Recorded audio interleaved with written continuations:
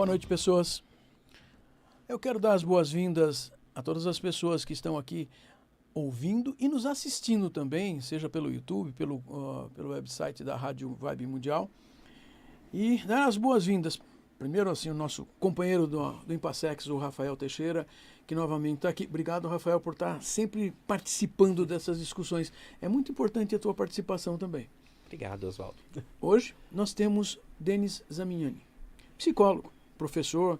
Ele vai nos contar coisas importantes, porque um assunto sobre adoção por casais homossexuais, quem é que se beneficia dessa questão dessas adoções? Denis, puxa, primeiro, obrigado por estar aqui, por estar dispondo esse tempo com a gente, se dedicando a essa forma de educação para a sexualidade das pessoas que estão nos ouvindo. Muito obrigado. Obrigado, Oswaldo. Prazer estar aqui com vocês. Rafael, também bom estar aqui com você. O que nós vamos falar, então? Já deu o tema, né, Rafael? Já nem pergunta, então. Então, Oswaldo, eu te propus esse tema porque eu acho que uma das coisas que a gente vê muito a discussão quando se fala de adoção homoparental é que essa questão, os homossexuais querem forçar a barra para adotar, para constituir família, e acho que o que fica sempre por trás e a criança nessa história? Né? Quem se beneficia disso? A criança vai se beneficiar disso? Né? E aí a gente começa a buscar dados para sustentar essa discussão. Né? O que a gente tem hoje é que cerca de 3.700 crianças hoje estão disponíveis para adoção no Brasil. Né? E tem mais de 33 mil pessoas, famílias buscando adotar. Então você fala, mas por que essa conta não fecha? Era só adotar esses 3 mil. Só que, quando a gente vai esmiuçar essa informação, primeiro, 70% dessas crianças já têm mais de 8 anos. Né? 70% dessas crianças são não brancos, né? Crianças pardas ou pretas. Né? E aí, quando você vai ver lá o que essas famílias que estão buscando adotar, eles estão querendo crianças brancas, de até 2 anos de idade, de preferência do sexo feminino, porque menino dá trabalho. Né? E aí você vai vendo esse funil ficar cada vez menor. Né? E o que a gente vê acontecendo? Desde que no Brasil a legislação mudou e foi permitida a adoção homoparental, a gente tem uma diminuição dessa fila de adoção. Aumentou em 112% o número de crianças que passaram a ser adotadas. Né? Então a gente vê que, de fato, tem um benefício aí tanto para essas crianças quanto para a sociedade, que você tem cidadãos que vão ter um apoio familiar para serem inseridos na sociedade.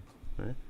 Então, começando essa conversa aí com números que eu acho... Fala, olha o quanto existe de, como é que posso chamar, de fantasia na sociedade, né? De que essas crianças têm que ser brancas e do sexo feminino, e o quanto isso já é um impeditivo significativo por um processo de adoção que é um processo que vai beneficiar muito a vida dessa criança. E eu acho que uma coisa que precisa ficar muito clara é que o processo de adoção ele é muito rigoroso. Né? Ele não é um processo simples e rápido, e ele precisa ser rigoroso pelo cuidado com essa criança, né? Com esse menor. Porque as pessoas acham que é só escolher e levar uma criança para casa, né? O que é um absurdo. Pois é, o processo de adoção exige uma série de coisas. O que você está trazendo para a gente hoje, Denis, já é uma percepção assim. Existia uma quantidade, uma população de crianças para serem adotadas.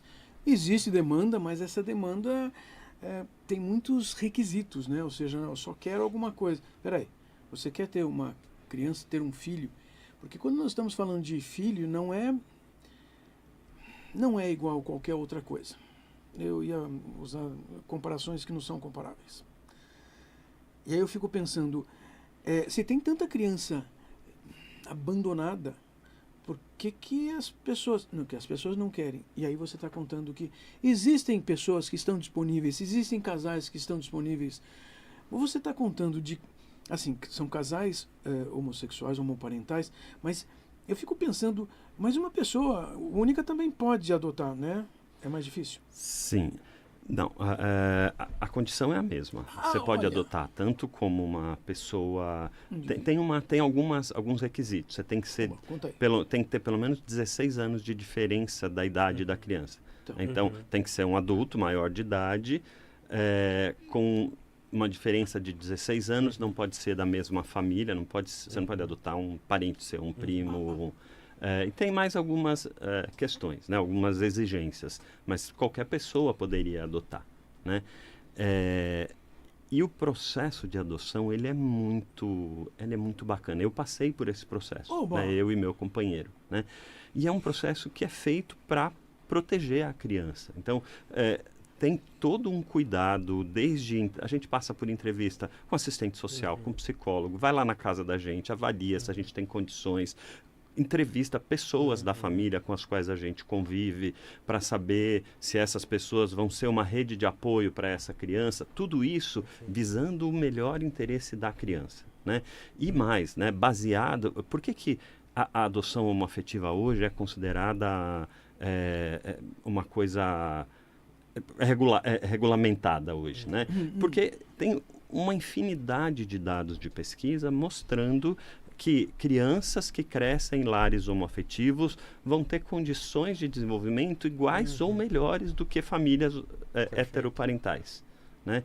Não há diferença tanto no desenvolvimento sexual, afetivo, desenvolvimento intelectual, todas as questões foram esmiuçadas, e eu acho que é genuíno e é legítimo ter sido feito esse tipo de estudo. A preocupação é a criança, né? E tem um monte de estudo mostrando. Então, não prejudica a criança, tem dados, tem pesquisa mostrando isso, e além de tudo, tem todo esse processo de habilitação, que é um processo demorado, né? E olha que interessante, né, Denise? Você comenta o quanto é importante esse levantamento de dados que vão contra uma série de preconceitos e estigmas de casais homoparentais, vão prejudicar o desenvolvimento dessa criança, né? E o que, felizmente, os dados mostram é que não, isso não vai acontecer. A gente tem um comentário da Carla aqui no nosso Instagram que ela diz assim: não tem nada a ver com caridade, né, Denis? Importante deixar explícito o aumento da qualidade de vida de quem adota, né? Perfeito. Não é caridade. Acho que a adoção tem a ver com a necessidade e o desejo de constituir família, né? Muito bom. Às vezes as pessoas falam, como tal pessoa é caridosa. Porque... Não é essa a questão. A questão é de uma família que está pronta para receber uma criança, e uma criança que está disponível e pronta para ser inserida numa família, né?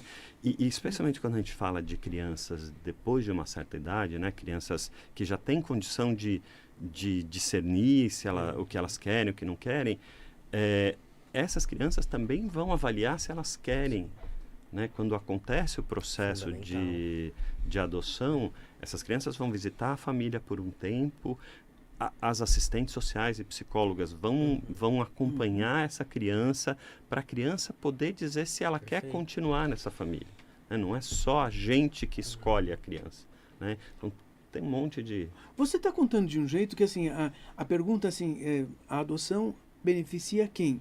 Você está contando que beneficia as pessoas que estão adotando, que têm desejo, necessidade, tem o objetivo de formar uma família, e você está falando que a criança tem que ser beneficiada, o processo de adoção se preocupa com a criança, se ela está se sentindo bem naquele ambiente, que se ela está organizada também. Gente, você está me mostrando que isto é propiciar que uma cultura, uma sociedade, realmente tem essas pessoas como parte da sociedade e não afastadas dela. Porque essas crianças são afastadas, né?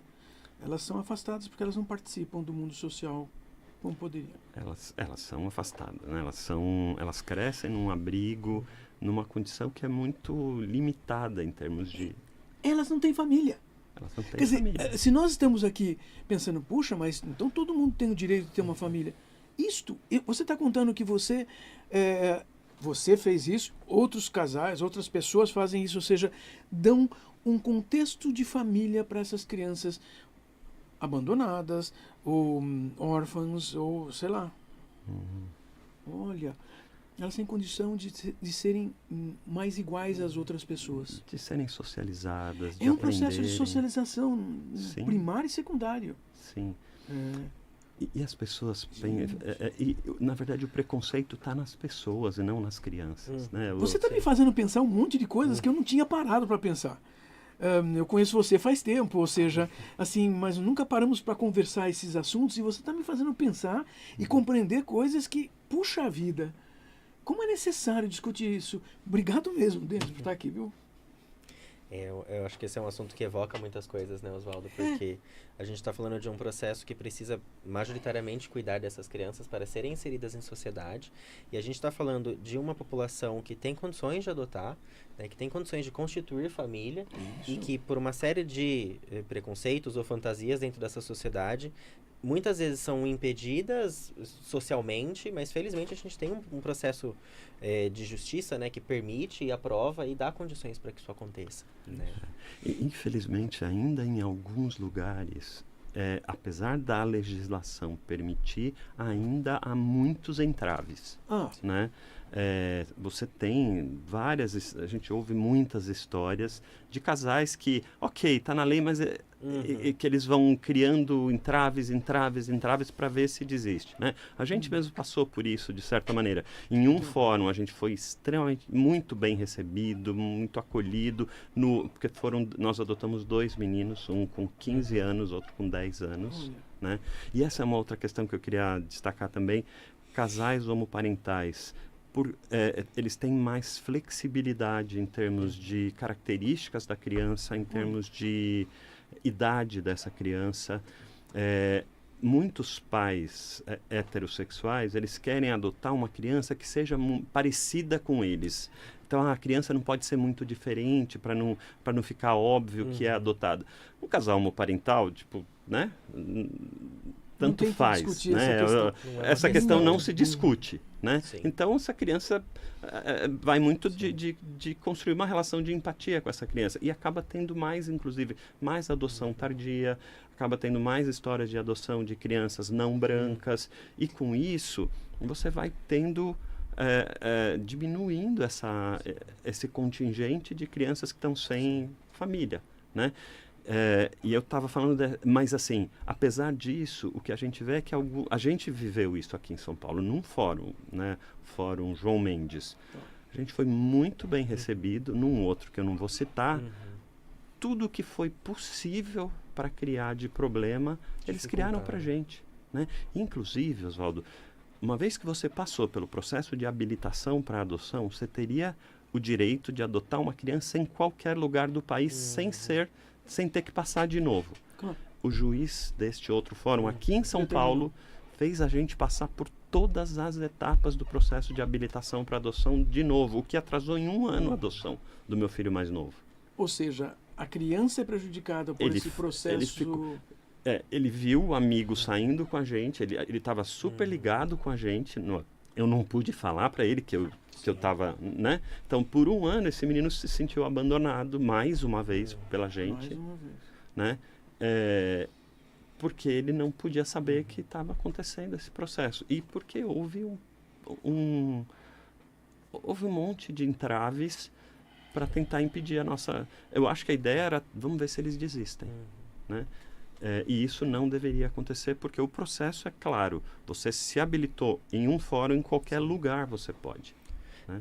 Eu fico até triste de ouvir, né, Denis, o quanto existem esses processos que dificultam o processo de adoção para um casal homoparental, que tem condições, que está habilitado, que o processo de preparo, né, para a adoção ele é longo e ele precisa ser, e o quanto é difícil a gente ouvir que existem instâncias ou locais que vão dificultar essa adoção, que prejudica tanto esse casal quanto a criança, que cria-se essa ideia, né? A criança está ali esperando. Não, ela está crescendo, ela está se desenvolvendo, ela está vendo pessoas que ela conhece ou irem embora ou chegarem de alguma maneira. Isso é muito difícil, né? E aí a gente fala de um processo que ele é prejudicado por uma instância que imagina que volta essa fantasia, né? De que casais homoparentais não têm condições de dar um bom acolhimento de uma família para essa criança. Isso é assustador. E o que você está contando, complementando, não, repetindo uma coisa que o Denis fez questão de deixar muito claro. As ciências humanas têm se preocupado em estudar essas condições para poder definir se uma criança vai ser beneficiada ou não vai ser. E você está contando que dá para elencar, assim, em um monte de países aí, estudos para demonstrar, olha, é preferível muito mais que essa criança seja adotada. Não é que assim te está usando algo de menos. Você está contando que até a categorização, muitas vezes, é superior a muitos outros casais ditos tradicionais, porque os outros não estão fazendo por alguma outra razão. Eu recordo que, assim, nos Estados Unidos, algumas pessoas que querem adotar ou simplesmente servir de guarda de crianças órfãs ganham dinheiro do governo americano. Aqui no Brasil não é assim. Então essa é uma diferença importante, ou seja, aquilo que você falou de um casal, de uma pessoa querer produzir uma família, tendo uma família, essa motivação é importante. É diferente de outras motivações de outros países. Mesmo que nesses outros países ainda também tenham acontecido pesquisas que suportam o que você está falando. Ou seja, é de melhoria de qualidade de vida para quem adota e para quem é adotado. Uau!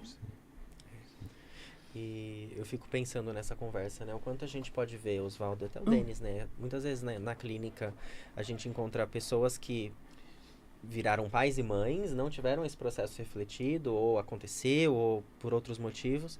E o quanto um processo de adoção vai demandar destes casais, sejam homoparentais ou não, de que eles pensem sobre família, e os motivos e o que os leva a fazer isso, que é um processo que eu acho que tem muito mais chances de qualidade, uma vez que isso é muito bem pensado, né? Que é o que o processo demanda dentro desse preparo, né? Muitas vezes as famílias não passam por isso, né? Toma-se essa ideia de que ter um filho automaticamente é tornar-se família, e não é, né? Um casal com 18 anos de idade tem um filho e tá filho, pronto, família. Somos uma família. É diferente. Você está contando que a argumentação da nossa cultura produz uma circunstância realmente de preparo que para os outros casais não existe. Sim. Inclusive, é muito interessante o processo que é feito durante a habilitação para adoção passa por palestra, entre outras coisas, né?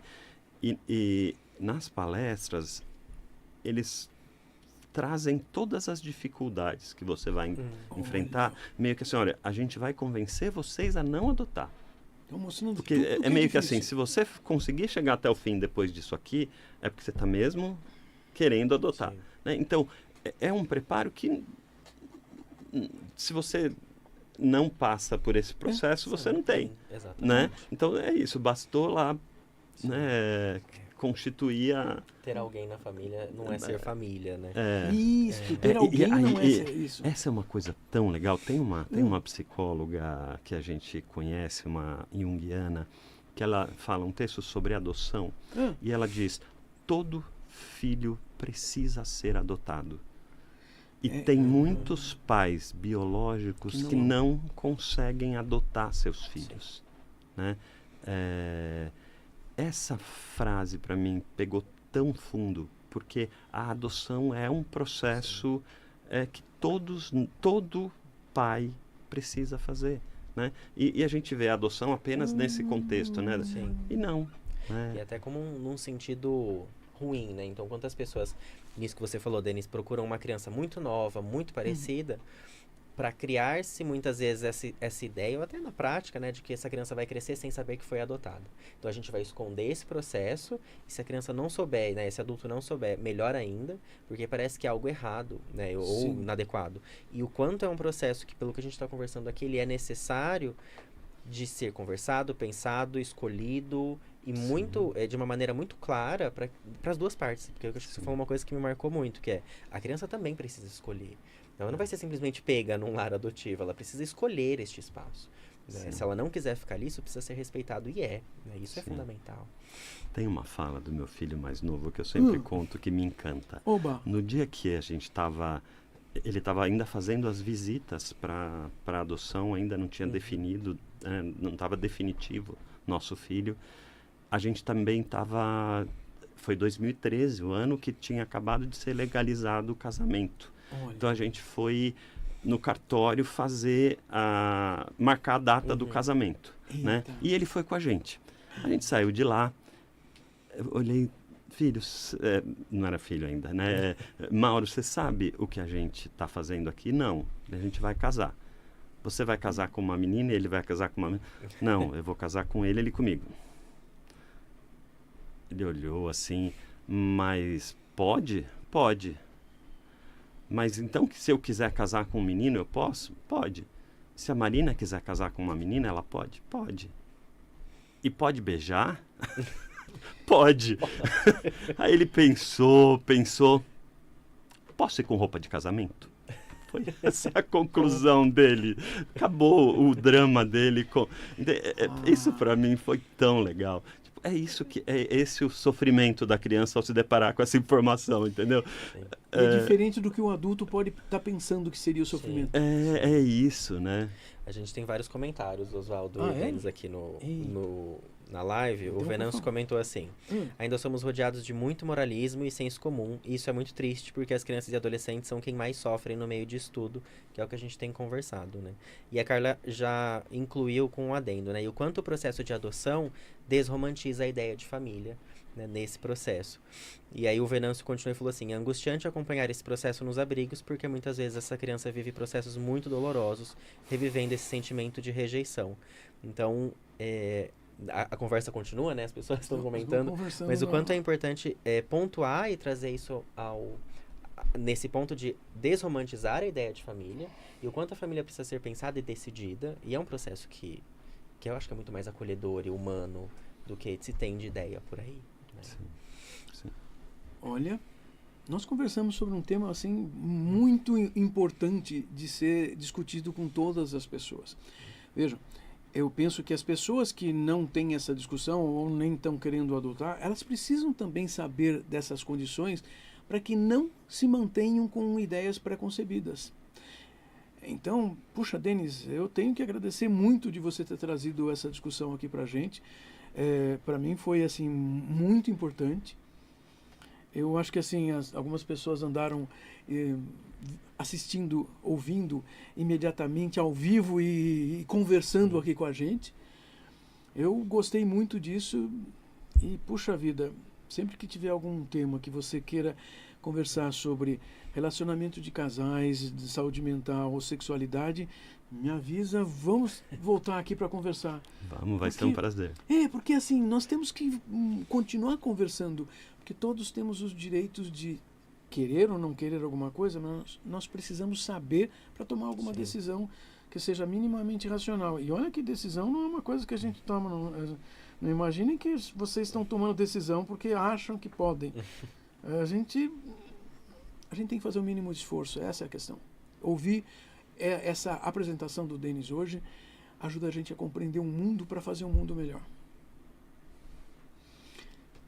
Bem, queria muito agradecer, Denis, pela conversa. Para mim é muito cara também, então, como um homem gay, o quanto a gente pensa, às vezes, nessa possibilidade de construir família. Né? E queria finalizar, Oswaldo, lembrando que a gente tem a imersão em terapias sexuais na semana que vem, que é uma imersão para psicólogos e profissionais da medicina, que a gente vai discutir atendimento, cuidado com quem atende, os respeitos éticos e uma série de coisas. Tá no nosso site do impassex.com.br/cursos. Então, é isso, gente. Muito obrigado, Denis. Obrigado, Oswaldo. Puxa. Obrigado. Eu queria só encerrar falando da adoção tardia, né? 70% dessas crianças já têm mais de 8 anos.